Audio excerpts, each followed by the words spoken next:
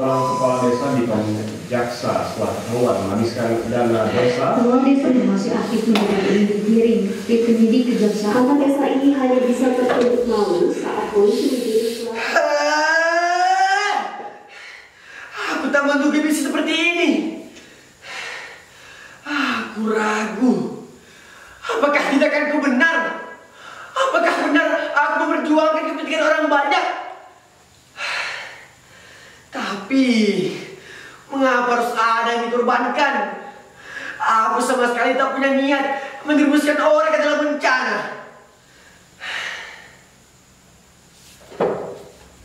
Tapi kabar tentang Pak Kades yang baru saja kudengar tadi bisa jadi adalah salah satu puncak keberhasilan dari apa yang selama ini kulakukan.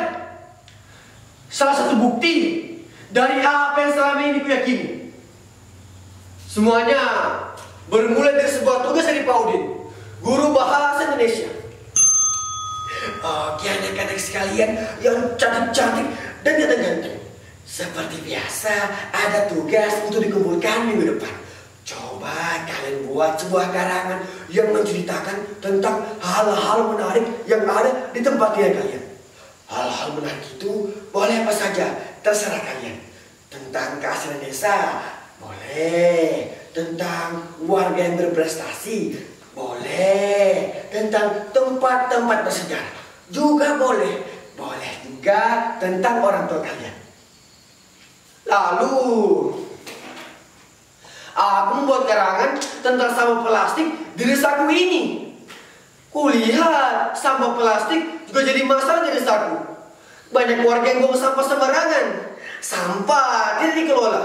Pinggir jalan, got, sungai, bahkan kebun penuh dan warna-warni tebaran sampah plastik. Ada segelintir warga yang punya kesadaran membakar sampah. Tapi itu bukan tindakan baik. Asapnya sangat bahaya. Pemerintah desa juga tahu masalah ini. Nyaris tak ada tempat pembuangan sampah sementara di desa ini. Kemudian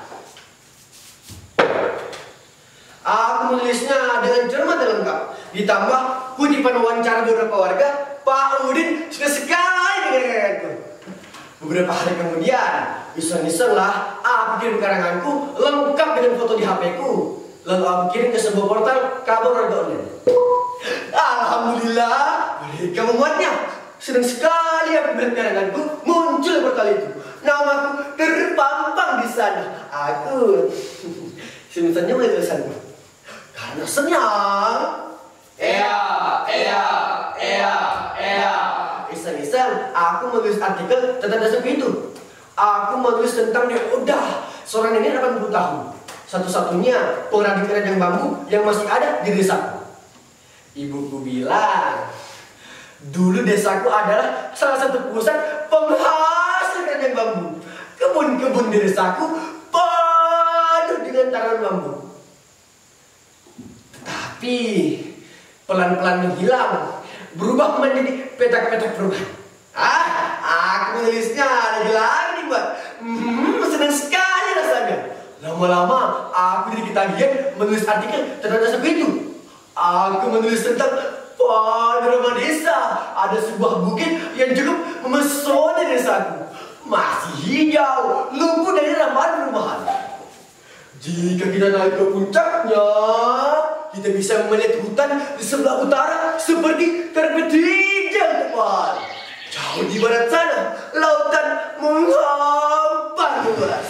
Di selatan kota terbentang dengan garis-garis jalanannya. Jika malam hari, kita bisa melihat lampu kota seperti langit-langit malam berbintang. Kalau kita menilai ke arah timur, gunung-gunung saling bertemu. Pagi-pagi kita bisa melihat matahari menyembul di sela-sela tumpukan gunung itu. Aku menulisnya dengan bahasa yang indah, mengirimnya dan dibuat lagi. Gara-gara artikel yang kutulis, banyak orang dari kota datang ke bukit. Mereka menyebar foto di medsos. Bukit itu jadi viral dalam skala. Aku jadi suka menulis artikel dan mengirimnya ke berbagai portal berita dan media online. Aku menulis tentang hutan lindung, tempat-tempat bersejarah, toleransi beragama, jalan rusak, air bersih, perbedaan anak-anak, efek buat anak desa, dan banyak lagi. Dan yang saat itu aku punya cita-cita jadi wartawan, ya, seorang juru warta yang tugasnya bukan hanya menyebar berita yang benar, tapi juga membela kepentingan warga yang sering dilewatkan oleh banyak pihak, terutama oleh pemerintah.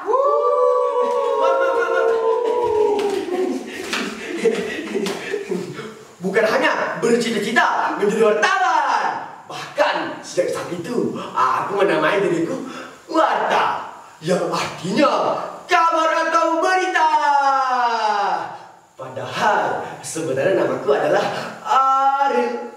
Nah, aku juga jadi gemar membaca koran dan majalah serius yang menjadi bacaan orang dewasa. Aku paling suka berita investigasi, berita yang mengungkap hal-hal rahasia di balik suatu peristiwa. Aku bayangkan wartawan investigasi seperti seorang detektif. Intai sana, lalu mencatat hal rahasia yang ditemukannya. Intip sini, catat lagi. Sana, catat. Sini, catat. Tak lupa, skrek. Lalu diam-diam mewawancarai tokoh yang tak mau disebutkan namanya. Kami jamin, Bapak aman. Kami akan merahasiakan identitas Bapak. Wah, aku bayangkan itu pekerjaan yang seru.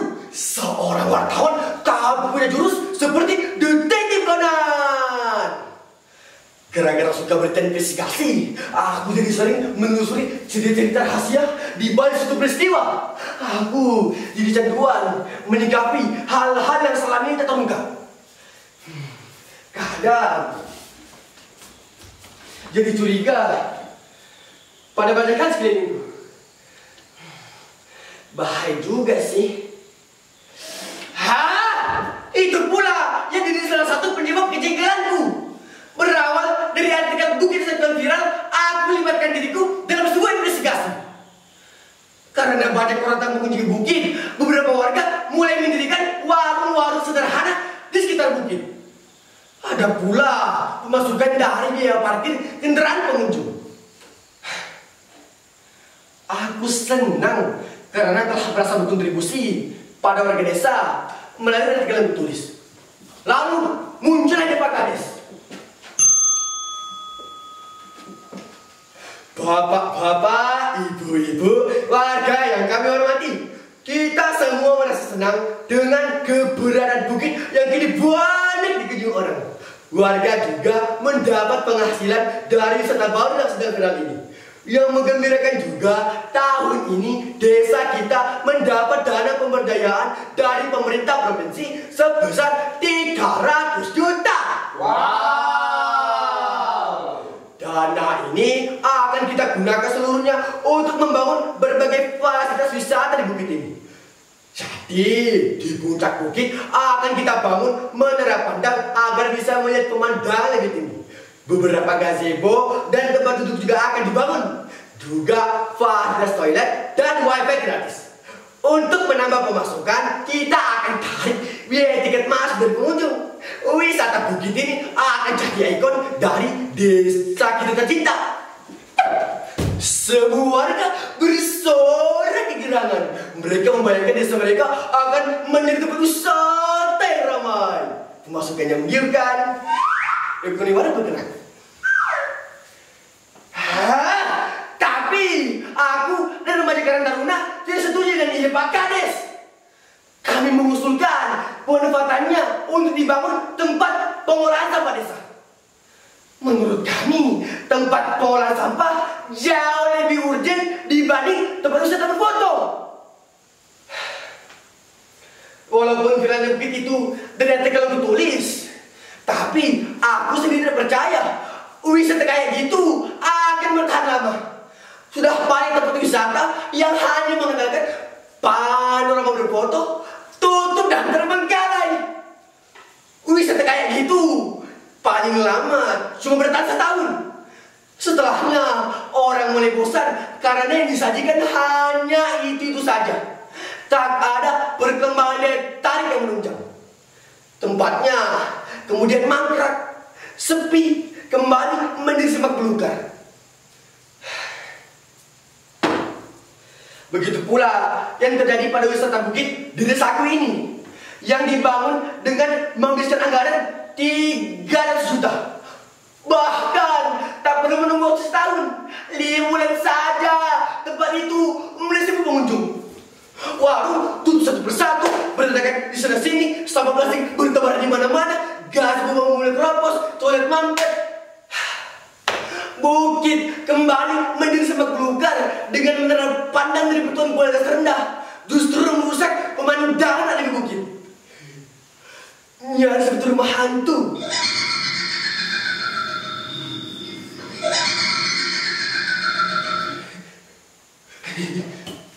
Aku mulai datang untuk melakukan investigasi. Aku melihat di tetangga yang sama-sama mendapat dana pemberdayaan 300 juta. Mereka membangun pusat pendidikan warga yang sederhana, tetapi digunakan dengan baik dan berkelanjutan.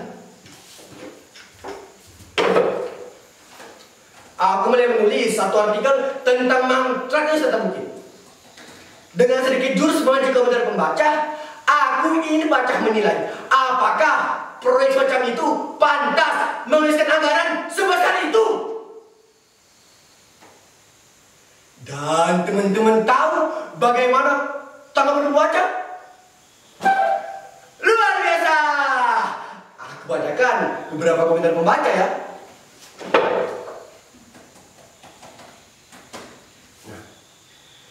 Wisata Instagram memang bakal bertahan lama. Modalnya cekan merpati. Bangun kayak gini mah 200 juta udah susut banyak. Wah, duitnya kembali masuk kantong tuh. Usut saja Pak Gubernur, coba cek laporan penggunaan dananya. Dan banyak lagi komentar yang sebagian besar menganggap proyek itu tidak pantas menghabiskan anggaran sebesar itu. Kabar itu cukup bikin heboh, sehingga banyak wartawan yang datang menulis temuan mereka. Nah, korupsi Pak Kades mulai ramai terdengar, terutama di kalangan warga desa. Tapi mereka tak tahu kalau akulah juru watak pertama yang mengungkap masalah itu ke publik. Mereka tak tahu kalau Watta, nama penulis itu, adalah namaku. Kehebohan itu terjadi 3 bulan yang lalu. Seperti biasa, kehebohan di desa nyaris sama dengan berita viral di medsos. Heboh, kencang, meledak. Dalam sekejap, lalu hilang ke langit bumi. Aku sendiri juga sudah tak hirau dan kehebohan itu. Tugasku sebagai juru watta telah kutunaikan.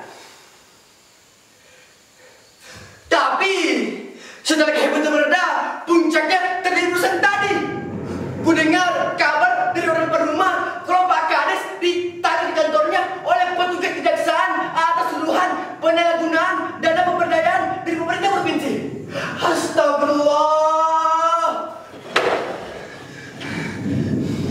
Aku sama sekali tak punya niat meneruskan Pak Kades. Aku sama sekali tak punya kepentingan atau dendam apapun padanya. Apakah tindakanku sebagai juru watta telah merugikan orang lain? Telah mencelakakan Pak Kades? Tidak, aku sedang berada di jalur semestinya. Aku telah mengungkap hal yang selama ini tersingkap. Aku telah membela hak-hak warga untuk mendapat informasi yang benar. Karena seorang filsuf harus ada yang dikorbankan untuk mencapai kebenaran. Aku teguh untuk menjadi seorang wartawan.